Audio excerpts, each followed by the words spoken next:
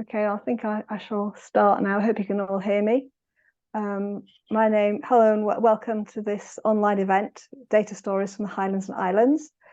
It's been organised by the Data Lab, which is Scotland's Innovation Centre for Data and AI. My name is Pauline Graham, and I am the Highlands and Islands contact for the Data Lab.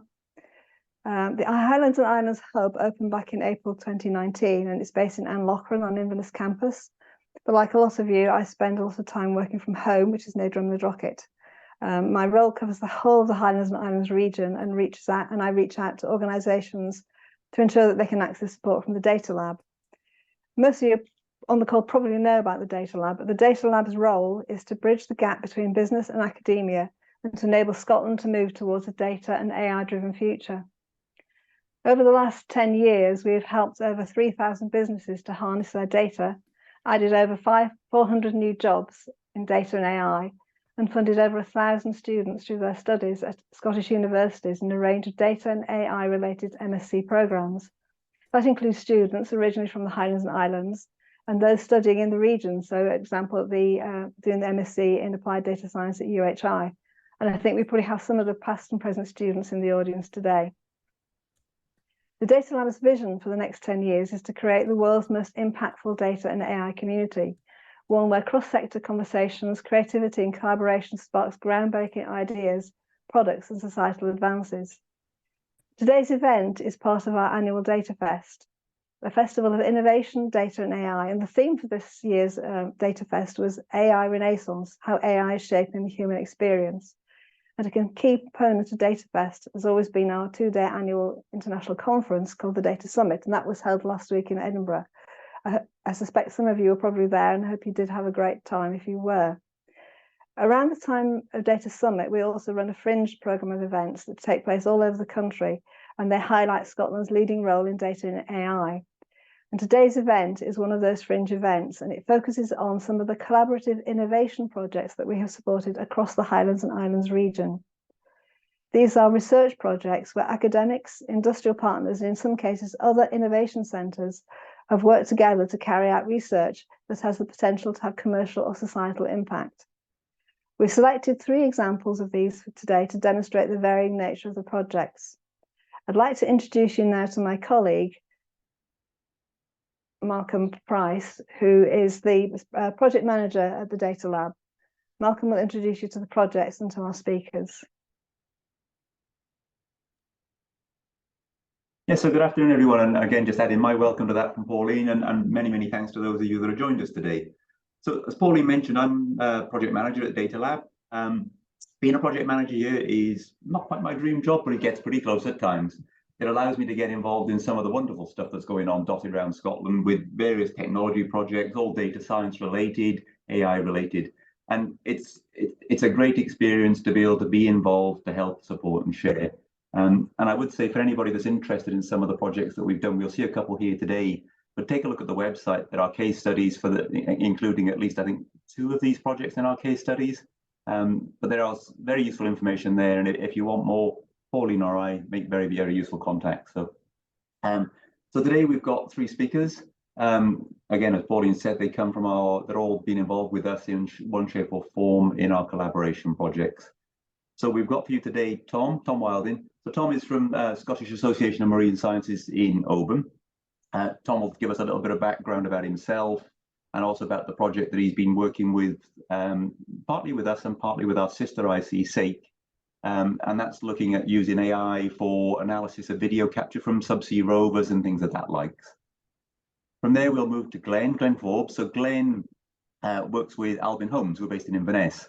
So Albyn provide technologies to allow people to live independently at home or in accommodation, particularly in their later stages of life. So again, it's very much driven in a sort of societal benefit. And then we'll finish up with Michael Craigie. So Michael is head of transport at the Inverness, or the Transport Scotland. Yeah, I'll start that again. Michael is head of transport with Shetland Islands Council and also the lead officer for ZTrans. ZTrans are responsible for regional transport strategy. So we've been working with Michael on a project that he's been driving, looking at how we can use data modelling to better inform decisions around ferry replacement services for the mainland to Shetland service. So as I say, each of the guys will give you a quick intro to themselves and a little bit more then about the project. I would ask you to hold your questions and answers, or certainly, sorry, should I say, I would ask you to fire questions and answers into the Q&A tab. You'll find it at the bottom of the screen. We'll come to questions and answers and a more discussion sort of side of this as we move towards the sort of the latter half of the presentations and into a more sort of open discussion side. But before we start, I've also got with us Daniel. So Daniel's, if you like, almost my peer at the our sister innovation centre. So this is Sustainable Aquaculture Innovation Centre, or SAIC, again Albyn based. So we'll ask Daniel just to tell us a wee bit more about the work that SAIC do, particularly in this space of data. And then, as I say, each of the talks will be in the region of about 10 minutes. So we should end up hopefully with about 15 minutes to go back through questions and answers at the end. But please be proactive with the questions, even if they're not directly related to what we see in the projects today. Fire the questions in, because it would be really good to get that conversation going around about how data, and data particularly in the Highlands and Islands, is supporting the economy, supporting the society, how it's moving things forward, and how it's on an equal footing with everything else we see around and about. So yeah, please do get involved. Do feel free to ask any questions that come to mind, and as I say, put them in the Q&A rather than the chat, and we'll come to those after the end of the talks. So with that, I will quickly hand over to Daniel, and he can tell us a wee bit more about what happens at SAIC. Okay, thank you. Thank you very much, Malcolm. I hope my screen can be seen. Yes? Okay, perfect. So yeah, thank you very much, Malcolm, Pauline, for making time for us to present what is SAIC and our data vision for the aquaculture sector.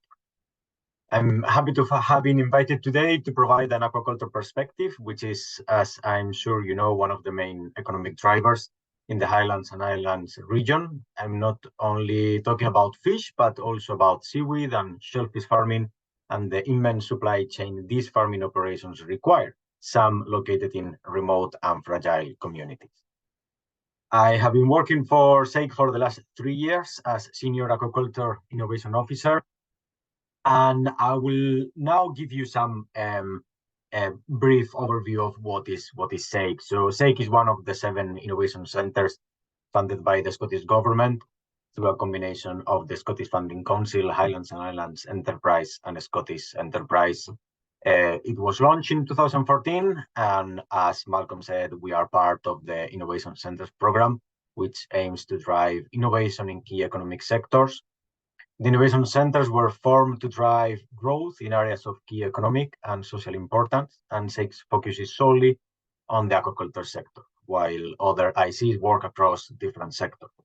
Of course, we keep affluent communication lines and mutual support between different innovation centres, as well as we have also co-funded projects with some of them. So our mission, SAIC's mission, is to transform aquaculture by unlocking sustainable growth through innovation excellence. This means we work to reduce the environmental footprint and increase the economic impact of aquaculture.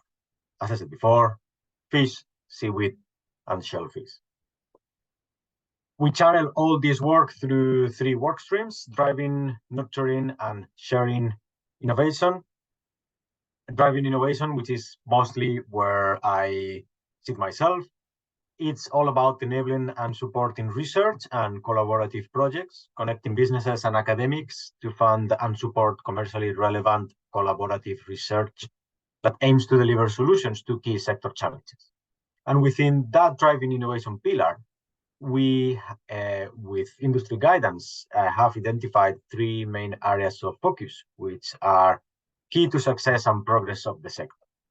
We call them priority innovation areas, and any project with SAIC is funding or involved need to fall within one of these, the ones you can see on the screen: finfish health and welfare, unlocking additional capacity, and shellfish and other non-finfish species. The second work stream we focus on is nurturing innovation, which includes supporting the sector workforce through skills, funded university places, tailored training programs, and development to attract, educate, and upskill the aquaculture workforce. And the last one is sharing innovation. Sorry, I think I mixed these ones. Is sharing innovation. Apologies for that. Which encompasses facilitating knowledge exchange, networking, and events. We provide an independent voice, offering science-based insight and knowledge exchange. SAIC, of course, exists for the benefit of the Scottish aquaculture sector, but our reach and ambitions are wider than that. As well as direct funding, we also help draw down external funding from the rest of the UK, Europe, such as the Seafood Innovation Fund, BBSRC, or Horizon Europe. And it is through our consortium, which is already over 320 members, that we create a strong, dedicated network connecting businesses across producers, processors, and suppliers of equipment and services, from SMEs to large multinational corporations, with academic and research institutions to support this commercially relevant collaborative research. And after 10 years, we are regarded as an impartial, independent, science-based voice in the sector, able to introduce you to a wide, engaged network, provide advice on approaching collaborators, help develop your innovative ideas, as well as review your and support your third-party funding applications for the best chance of success. And more specifically, on the data front, in the last few years, we have seen an increase in interest in data-driven projects where data analysis, including artificial intelligence and machine learning, are at the core in what has been already called as precision farming. Advances in data management technologies are being adopted to resolve difficulties and impacts in aquaculture systems worldwide. This is not only in Europe or Scotland. Some aspects that over the years have not been fully managed are now more feasible to solve, such as the optimization of variables that intervene in the growth and increase of biomass of the species, the prediction of water quality parameters to manage and make decisions during farming operations, from ponds to wider coastal areas through modeling, the evaluation of the environment and the impact generated by aquaculture, like in the seabeds on the wider environment, as Tom will show us later on, the diagnosis of diseases in aquaculture, especially in fish, aiding to determine more specific treatments, handling, and management of farm. Especially fish farmers navigate volatile conditions and biological complexities every day. More and more farmers are turning to data to support fish health. Our sector is moving from reactive to proactive decision-making by investing in data platforms and advanced analytics. Becoming a data-driven organization is no small task, as it means much more than simply using a dashboard or having a data warehouse. To reach analytics maturity, data needs to become a core part of the farm's culture. And it is through all these developments, embracing change and new technologies, that our sector is moving towards precision farming, an area where the Data Lab can play a crucial role. So I hope today's discussion is an insightful one for everyone in the Highlands region and beyond. Thank you very much. Thank you, Daniel. It's always nice to work with the other innovation centres, and that we have done quite a bit with SAIC over the past on some of the kind of projects that you've been talking about. Yeah. And it's useful for people to know that we can actually do things like that while working across innovation centres where it fits and works appropriately. So I now need to hand over to Tom from SAMS, who's going to be our first speaker. Tom.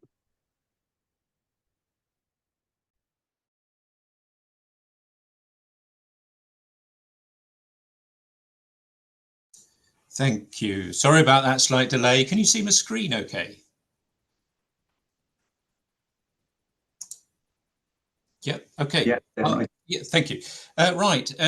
Yeah, so I'm Tom Wilding. I'm from the Scottish Association for Marine Science. And I'm going to be talking about how data can support sustainable aquaculture this afternoon. And thank you for giving me this opportunity to talk. Before I kick off with the talk, I just want to introduce SAMS. For those that don't know, we are based near the town of Oban, just to the north of Oban. We deliver the marine science degree. We have a research wing to our operations and also enterprise as well. And what I'm going to talk about today is sort of embedded in that research aspect of what we do. Now, Daniel's just introduced some aspects of aquaculture, so I'll just give a little bit of context to kick us off. Aquaculture in Scotland or in the UK is the biggest food export sector, worth about £750 million per year. And in Scotland, we produce between 150 and 200,000 tonnes of salmon every year as part of that. And it's worth noting here that the industry is seeking to double their production value by 2030, and that has government support. But of course, many of you will know that aquaculture is contentious and it needs to demonstrate its sustainability whilst managing costs. And this is where some of the work I've been leading comes in. So aquaculture must not adversely impact priority marine features. And the impacts of aquaculture on the seabed must be demonstrably within acceptable limits. And I'll be covering both those sort of bases as part of this brief talk. So to start with then, this is what an aquaculture operation or a salmon farm local to SAMS looks like, just to give a little bit more context. And that's us coming in to do some surveying, which I'll come back to in a moment. So I'm going to be talking about two projects that I'm leading. Firstly, the CAI project, which is about determining what is on the seabed via image analysis. And this is about ensuring the spatial separation between fish farms and priority marine features. Priority marine features being organisms or biotopes that are deemed to be particularly sensitive or important within our coastal seas. And then I'll be looking also or introducing the METBAR project, which I'm also running, which is about determining what is in the sediment. And this is via eDNA-based analysis and using that to predict biotic indices from bacterial patterns. So to kick off then, the CAI project is about the automated identification of priority marine features. You know, machine-based image analysis is now a ubiquitous part of life. We're all familiar with it, more or less, and it can be extended to underwater images. But underwater images pose particular challenges. But if we can master the machine-based analysis of underwater images, well, that would resolve several issues, and there is considerable potential there. So machine-assisted image analysis depends on convolutional neural nets, which are, I have to admit, a bit complicated. And this requires a trained machine that is able to break down images into comprehensible units, at least as far as a machine is concerned. Now, this is the only technical bit of this talk. It's worth noting now that images are effectively numbers as far as a computer is concerned, with consisting of a number of pixels, each pixel being having a value associated with it in the red, green and blue color channels. In convolutional neural nets, convolutions are used to identify key features within images, and that involves stepping a matrix over the image and extracting features from it, as sort of illustrated here with a 9-number matrix being stepped over the image. It goes over the entirety of the image and gets to the other end, and the machine learns how to set those numbers in that matrix as part of the training exercise.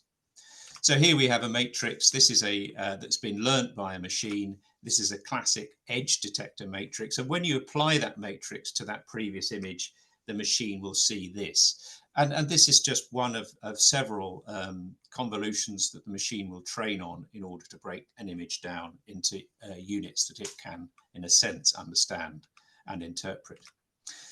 So you train images on, or you train a machine on hundreds of these images, where you go to your image and you annotate it as a human. So there is still a human in the loop. And this works very well, as we'll see now, I think. So this is the model you're about to see is of a machine identifying the northern sea fan, which is the organism we've just looked at. This was done by, this model was developed by John Halpin at SAMS, and this footage is from Liam Wright at Nature Scott. The image is just a video, a drop camera onto the seabed, and it's a muddy seabed, as hopefully you'll see. Malcolm, do you just nod? You can see that. If you could just, yeah, good, thank you. So you're seeing a machine identifying Swiftia pallida there. It's drawing a box around them. A human could do this, but I think you'd agree that it would be a rather tiresome prospect if you had to do this all day, and a machine does it better, and it does it consistently, regardless of the time of day or the day of the week or any other aspect. So the machine draws boxes around those, and you can then extract the counts of these organisms from that type of analysis. So within the CAI project then, the main work packages are to optimize data capture. So we're also looking at ways of standardizing data capture and data input to make the machine easier to train and better once it is trained. And then we're training on our four priority marine features and testing that machine as well with partner knowledge exchange. So that was a quick whiz through the CAI program. I'll now move on to the METBAR program of research that I'm leading. This relates to compliance assessments of the seabed, and the compliance assessments are currently require the analysis of grab samples. That is the normal way these are done. And this just shows us loading one grab off the back of the Shoal Mara, our research vessel, onto the deck there as part of an ongoing sampling program. This is the grab close up. Each grab has to be sieved, and this is where this data innovation comes in, and that sieving and the analysis of the contents of the sieve is very time consuming and expensive. And the number of grabs required for compliance assessment is increasing, or has increased now from 6 to 28 per production cycle. And I'll just mention here that the grab contents weigh between about 15 and 20 kilograms for that large grab there. So that, and we'll come back to that in a moment, but that is what has to be analysed using the traditional approach. And we are developing an eDNA-based approach where we take 10 mil samples, of which only 500 milligrams is extracted for eDNA analysis. So we're doing that alongside putting the grab through the sieve in the traditional way. So the grab then goes into a fish box, and it then goes into the sieve, and you sieve out the fine material. And in the traditional method of compliance assessment, each of these worms here, of which there are thousands, have to be counted and identified. I'm just going to, excuse me. And so that's a very laborious process. And from that analysis, you determine the biotic index or the informal quality index. So that's what we're doing, or that is what is done. And this increase from 6 to 28 samples is posing a cost and supply challenge to the aquaculture sector, and meta-barcoding might be the solution to this. So in terms of what meta-barcoding is, well, it's the sequencing of millions of DNA fragments simultaneously. That's what the meta in meta-barcoding means. Whilst barcoding in this phrase is the identification of those sequences via comparison to databases, much like a barcode in a shopping trolley, as it were. Now, overall, meta-barcoding enables the high-resolution taxonomic identification in up to 400 samples simultaneously across broad taxonomic groups. So that's what meta-barcoding enables. Now, I just want to join those two aspects together. So the traditional method here is to take our grab samples to extract the macroinvertebrates laboriously, identify them under a microscope, and then to determine the biotic index. So that has to be done 28 times per production cycle. under the current regulations. What we're trying to do, or what we are doing, is innovating in taking simultaneously taking eDNA samples from our grabs, extracting the eDNA, identifying the eDNA, and we're identifying bacterial eDNA, and then linking the two. So we're training a machine, and the machine is called a random forest. It's a classic machine learning algorithm. We're training that machine to identify these patterns to predict these patterns. And it works very well thus far in our preliminary analysis. So here are some actual results then. We've got two sites, Site A and Site C, and there are 4 transects at each of those sites, transects 1 to 4. And we are taking samples at different distances from the cage edge being at 0 here, up to several hundred meters away. I suppose the take-home message here is that the blue line and the pink line are very closely aligned. So that's the actual IQI and the predicted IQI are very closely aligned, indicating that the prediction is very accurate. And of course, ultimately, what we want to be able to do is demonstrate the utility of this AI or machine learning technique to predict the IQI, so that we don't have to take those macrobenthic samples and put them through the sieve. Right, to summarize then, in this quick whiz through 2 projects, BACMETBAR and CAI, these are both supported by innovation centres, and that is including Data Lab, for which I'm very grateful.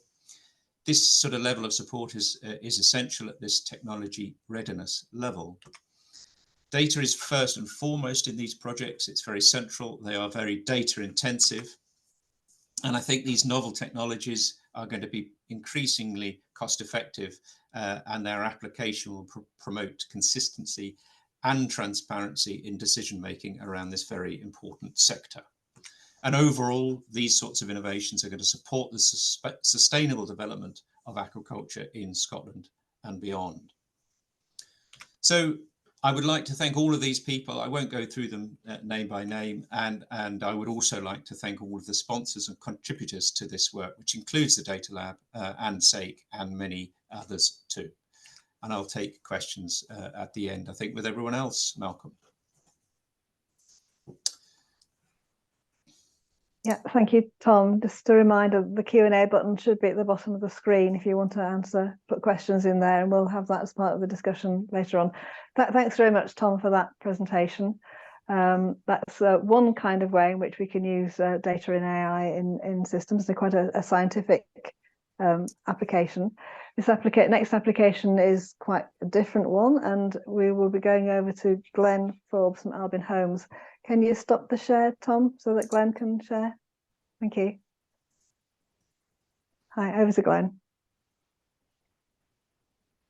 Right, everyone should be able to see my screen, I'm hoping. Yes. Excellent.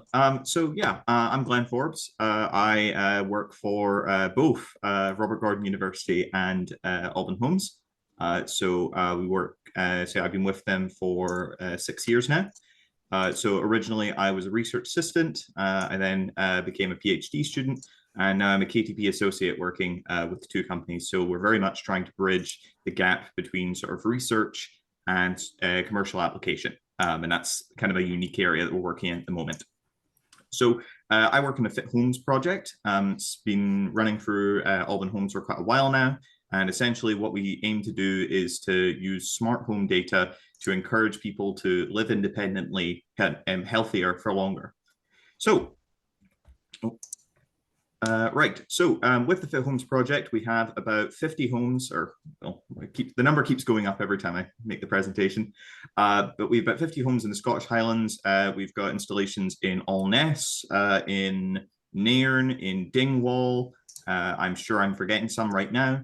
But essentially, these are all either new build homes or retrofit homes, which we've filled with simple IoT sensors. So these are the kinds of IoT sensors that you'd be familiar with yourself.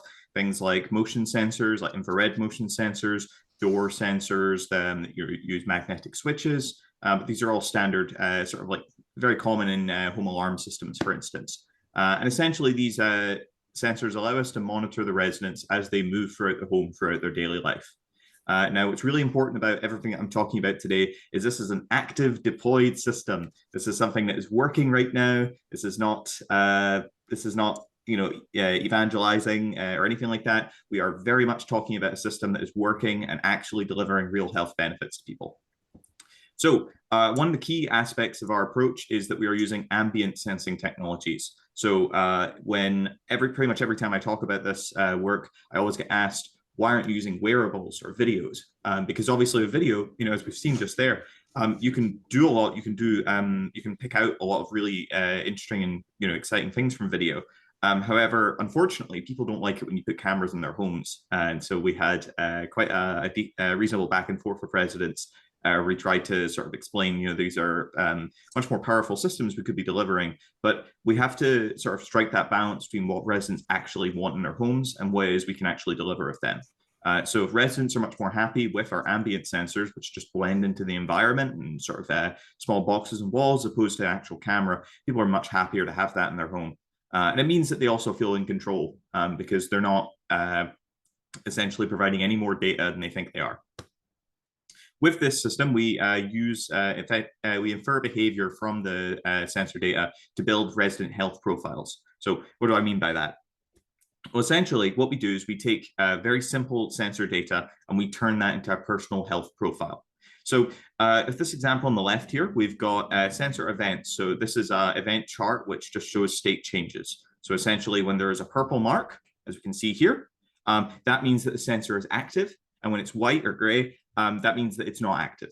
So from here in the example, we can see the bedroom motion sensor has gone off, followed by the bathroom motion sensor, and then followed by the toilet flush sensor and the bedroom sensor. So hopefully that's a really good example of how inferred sensing works, and that I probably don't have to tell you what happened there. So from that, what we do is we take that data and we perform activity recognition on it. So we essentially identify which action is being performed within the home. So for instance, if somebody's in their bed, not moving whatsoever overnight, we can probably assume they're sleeping. And so we can use a lot of this inferential sensing to essentially fill in all of the gaps that we might actually have because of our sensors kind of like simple approach. And so for instance, we're able to get this activity breakdown the entire day. And from that, we can extract factors which might be relevant for specific health conditions. So for instance, the original system we built was for fall risk determination. So we extracted features that we found through conjunction with some health organizations, which essentially sort of said that, for instance, if you were not performing so well in a certain category, you might be at a higher risk of falls. So for instance, in this example here, we have scores which have been generated based on these extracted factors. And so we can see, for instance, that, the resident is sleeping quite well. They've got, they don't have a significant number of sleep disturbances, but their activity level is quite low. And their toilet usage is rather concerning. So this is something that affects their profile, and we can use that to compare to known risky profiles to identify how they might be at risk of health conditions. And this is an extensible system, so it doesn't mean that we're just limited to the factors that we've extracted so far. We're always able to expand and deliver more functionality as we go on. So how do we actually turn this into impact? So our main stakeholders in this system are our carers, family, and the residents themselves. So each of these residents have full control over their data, and they're able to share that with selected personnel, so usually with family and carers, and they're able to extract value out of that through, for instance, with carers, they're able to monitor a resident's daily routines. And if they see something that is either, a drastic or subtle change, which might actually indicate, some kind of cause for well-being concern, they're actually able to step in and make that change right there. When you compare that to existing systems where either carers are having to constantly monitor the resident in person, sort of identify those risks as they show up, or asking the resident, which might not always give the correct answer, we're essentially able to sort of have a bit of accountability that allows the carers to see something they might not have otherwise seen. Similarly, with family, they're able to remotely support residents. So instead of having to sort of constantly visit and make sure they're sort of being a bit more hands-on, it's something that they're actually able to sort of essentially from afar support the resident living independently. So by knowing that, for instance, they got up in the morning and they made their tea and they're on their normal morning routine, that obviously gives both the family and the residents a bit of a sense of security there. But essentially, what we're mainly focusing on is making sure that residents can live independently. So as we talked, for instance, some of our residents are frail and elderly. Others might be essentially struggling with independent living for other reasons. And so what we want to do is we want to make sure we're fostering confidence and ensuring that they actually get to live in their home, which is the main factor that we're actually concerning here. So the main point about all of this is that we've got real residents, family, and carers who benefit from these systems every day. They're currently doing this.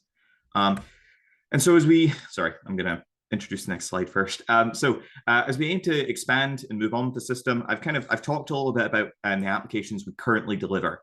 The next kind of area is the research that we're currently doing to expand upon those capabilities that we're currently offering. And so to do that, we need to introduce new sensors into our system. So I've talked about the kind of simple off-the-shelf sensors that we have at the moment. And the main point is that they are very much limited by their sensing modality. So essentially, our motion sensors can only pick up if there is motion within the room. That's about it. So as we need to go for much more higher sensing fidelity, we look to research to identify potential sensors which we could incorporate, which would expand upon our capabilities of the system. So we've been looking at a new type of sensing technology called CSI. And I don't have time to give everyone a crash course in CSI today, but essentially what we do is we are able to monitor human presence and motion throughout a room using variances in Wi-Fi signal strength. So essentially the actual radio waves that go behind a Wi-Fi signal, we as humans cause a very significant variation in them. And this allows us to actually track somebody as they move throughout the room. And this also means we can track the motion they perform and also the type of motion that's actually occurring. So this massively increases the sensing fidelity that we actually have. So for instance, in the left here, we've got the event chart that I was talking about before. And you can see, for instance, that that 5 minutes of data doesn't really equate to very many data points. We don't actually have a lot going on there. And there's a lot of the gaps that we're going to have to try and fill in. Now, with our CSI sensors, we essentially get two different data sources. So for instance, here's about 1 minute of CSI signal strength data. And you can see at a time as it's moving along, you can see these variances change. And essentially, these lines tell us how much the signal changes throughout a given environment.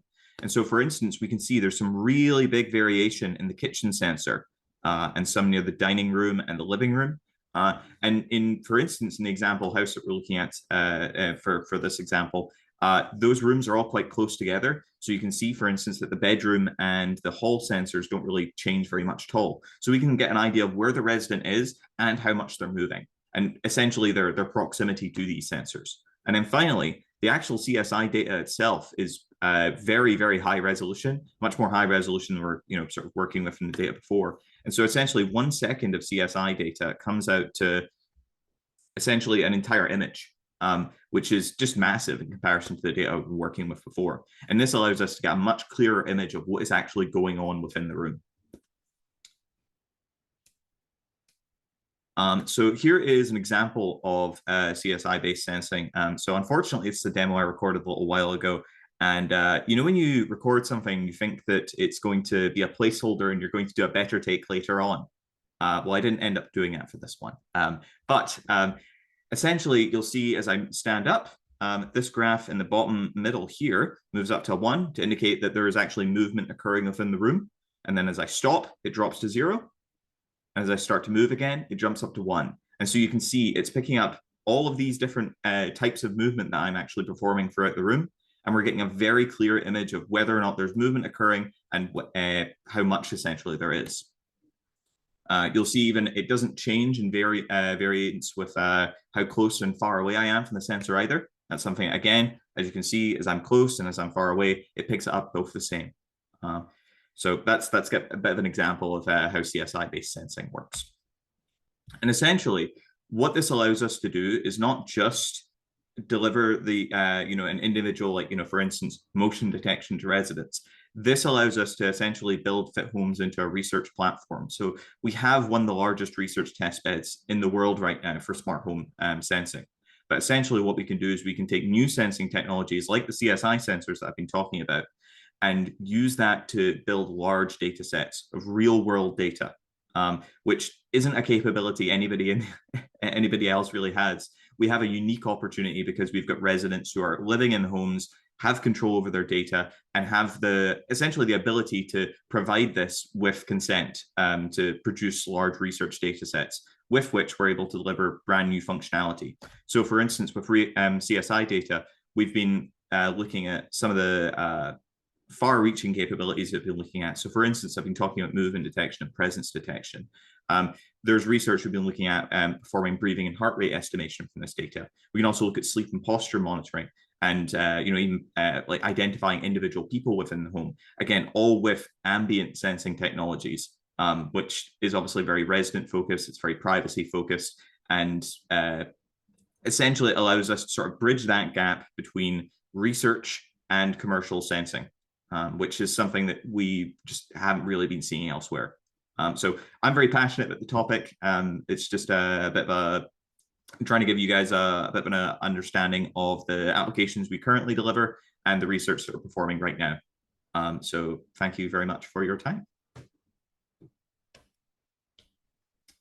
Thank you very much. Share there. Yeah, thank you very much, Glenn. It's really interesting, and a big contrast to the kind of projects we were talking about before with Tom and Sam's.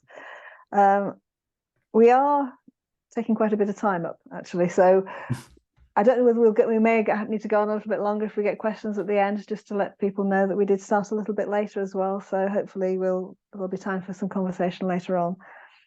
But I now need to hand over to Michael for his, again, very contrasting project over in Shetland with the Shetland ferries.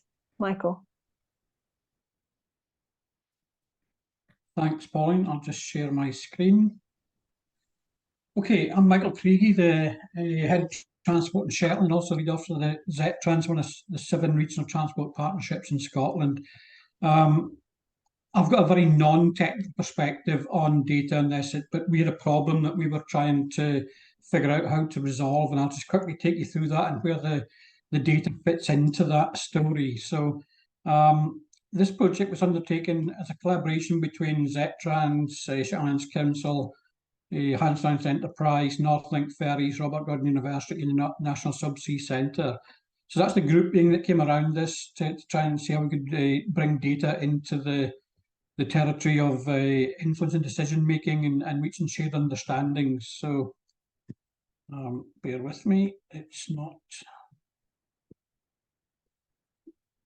Okay. So the ferry service to Shetland is one of the most crucial links. Well, it's probably the most crucial link that we've got with mainland Scotland. It is the enabler or the disabler if it's not what it needs to be in terms of economic and social well-being in Shetland. So very quickly, the routes that we are concerned is the Aberdeen, Orkney, Shetland route. So the ferry is shared with Orkney. So it doesn't include the Scrabs to Stromness link, which is direct from Orkney to mainland Scotland. It's served by 4 ferries, 2 Ropax vessels, which are predominantly passenger and non-commercial vehicle vessels. That is 7 days per week, but on 4 days a week in the summer, it's shared with Orkney, and 3 days a week in the winter. And there are 2 freighters also that they provide a service. There's 4 vessels in total. And we were trying to better understand the interplay between freight and passenger demand and how that was impacting on the service we get. So the challenges that we faced are around kind of how do we develop ferries policy, or how do we influence ferries policy to better fit with the economic and social needs of the islands. At the moment, developing a ferries policy heavily relies on interpretation of stakeholder opinion and snapshots through one-off consultations, as well as kind of a heavy reference to historical data, which is important, but we struggle with future kind of prediction of data and things as well. It's heavily influenced by anecdote from individual stakeholders, and they adopt kind of individual positions that are often quite politically driven, rather than a reliance on what's the real story behind this. So there's a difficulty in all stakeholders having a shared understanding of the big picture, and therefore we get individual stories, and it's the kind of loudest voices that tend to have the bigger influence on which direction things might take. And there's an absence of reliable data and modelling, which is going to tie into the discussion today. And also I think we end up with an oversimplification in establishing future scenarios that become the basis for decisions by Transport Scotland and Scottish ministers, because they own the contract and they own the vessels. And that can lead to uncertain and unpredictable outcomes. And we observe that, and things not being as they were expected to be or intended to be, for that matter. So the thing that's driving us at the moment is there are imminent decisions, really significant ones for the future ferry link between Shetland and the mainland of Scotland. In the short term, we've got to address current capacity constraints, because we do have constraints that are affecting various industries in Shetland, as well as social connections and tourism and things like that. Freight and passenger demand are often in conflict as the interplay between the passenger services and the freight services have been managed to accommodate demand. And the supply side response required immediately to resolve some of these serious constraints that exist at the moment, but there's an absence of data that helps deeply understand that. In the short to medium term, we've got investment decisions on new freighters to be introduced on the island. That decision is actually imminent. We want to inform that decision in a way that is based on confidence that we've got the right information to take a decision around that.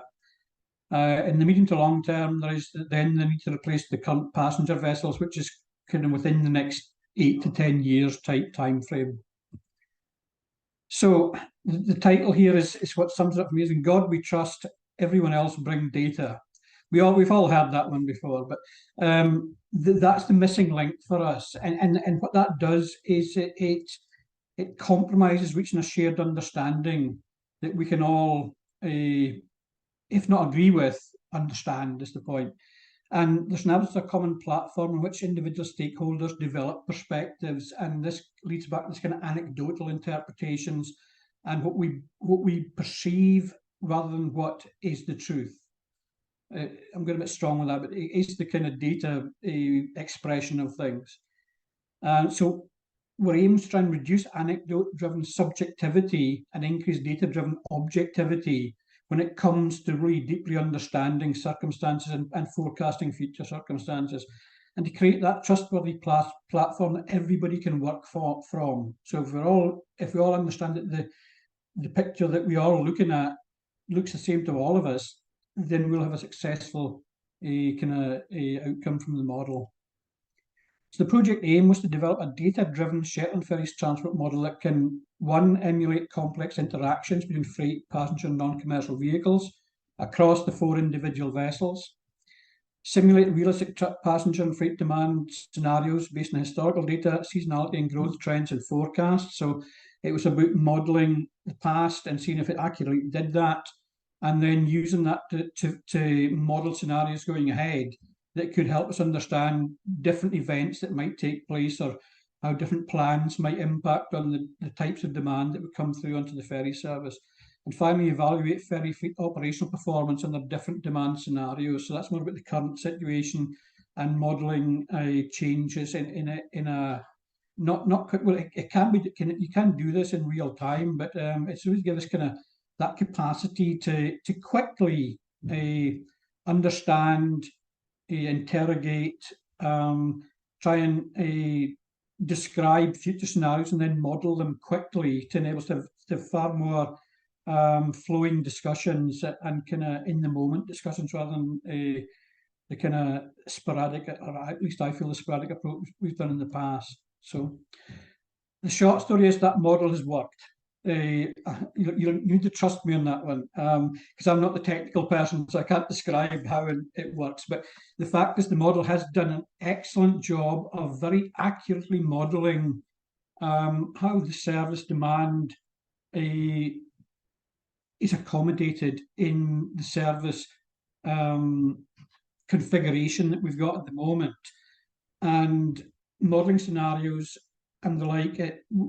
It has been validated, if you like, by the operator, which was a crucially important feature of this. The operator says, yes, that does a fantastic job. So, in fact, the operator described this as a Rubicon moment in how we can have more sophisticated conversations around the current service and what we can do with that, and also the future investment decisions that will be taking place quite soon. So now we're working with transport cases with transport, on use cases with Transport Scotland and Northlink, Circle Northlink ferries. So it kind of provides us with a new opportunity to do more sophisticated thinking around national planning across the Scottish ferry fleet. It gives us the chance to do a more nuanced consideration of demand management and how we acknowledge that at the moment we've got constrained capacity and that's not immediately able to be solved, but how in the meantime can we influence demand to better fit with the configuration and the capacity that we've got. We can talk about defining supply side responses needed more comprehensively with the model. We can do local transport planning with more confidence with this model and model different scenarios of what we could or should do in terms of our approach to transport strategy. It brings in a new capacity to look at economic strategy in terms of what are the things that best fit with our, not just our place locally, but our connections with the mainland of Scotland and the rest of the UK. It helps us do community, and this is my kind of thinking of where this will go, community planning and how we think about the place we want to be and how our links to mainland Scotland and the UK can influence how we shape ourselves. And quite an exciting bit is Shetland's a place with quite exciting big project opportunities like offshore wind, onshore wind, future energy, aquaculture. We've had some stuff of that today, and so individual project planners can use a model like this to model how their demands for big projects can be accommodated within the transport infrastructure serving the islands. And the really exciting bit for me is in part of my role as being lead officer of one of the 7 regional transport partnerships in Scotland, and this is really probably most weight towards the Highlands and Islands region, is that this model, I think, is scalable to the rest of the Scottish ferry network. And a lot of these challenges that I've been describing here exist in the rest of the Scottish network as well. And I'm sure people will be aware that the ferries network in Scotland is one of the government's biggest challenges at the moment in terms of that, having to move from a long period of little investment to a large part of the network now needing to move towards the future with investment in new vessels, new infrastructure, and therefore it's scalable to the rest of the Scotland as well. And these are the quite exciting parts of this for me that would not have been so achievable or there would be such opportunity without us being able to develop a data-driven approach to this that brings an objective perspective to ground people into the same understanding firstly.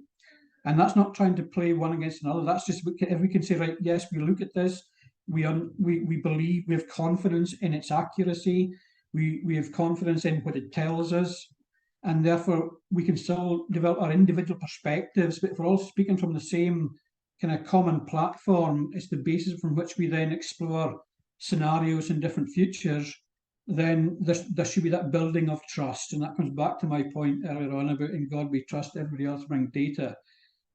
This provides a great opportunity to develop trust where it previously has been difficult to achieve between government, operator, communities, industries, and even individuals in this. And if we can trust what we are being told, then we are better able to have conversations that are more about collaboratively approaching designing a future for the islands that understands the reality of things and enables us to have those conversations about acknowledging those constraints rather than trying to politically argue against them or defend our own patch rather than trying to see how we can fit together in a different way. So that, folks, is my whistle-stop tour through the benefits of what data modelling has done for us.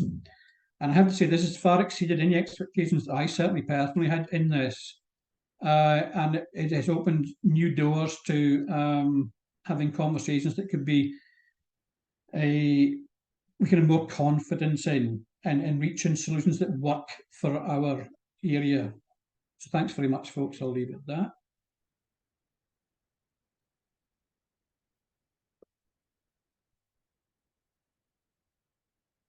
But folks, firstly, thank you to all of our speakers. I'm hoping that everybody else that's been on there with us has really enjoyed this. I mean, I know a fair bit about some of these projects. I've learned a lot more about it besides, but I think just the breadth and the depth of what's happening, I think, is really what we were trying to show today. It's not narrow sectors.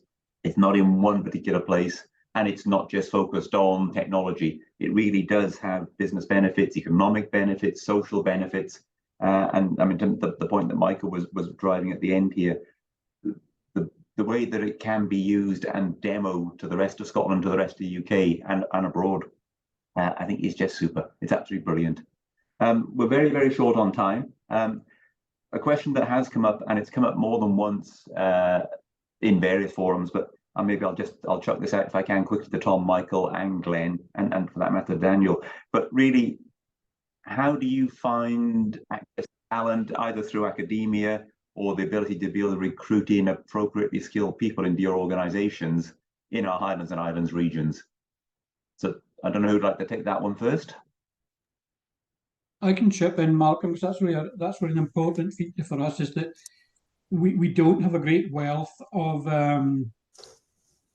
skills and resources in our island group, and what has in this case solved the problem for me is actually the relationship between us and our Highlands and Islands enterprise team, and also how they introduced us into the data lab connections and network, which brought into play RGU as a connection that you guys had, or awareness that how they could be a good fit with our requirements.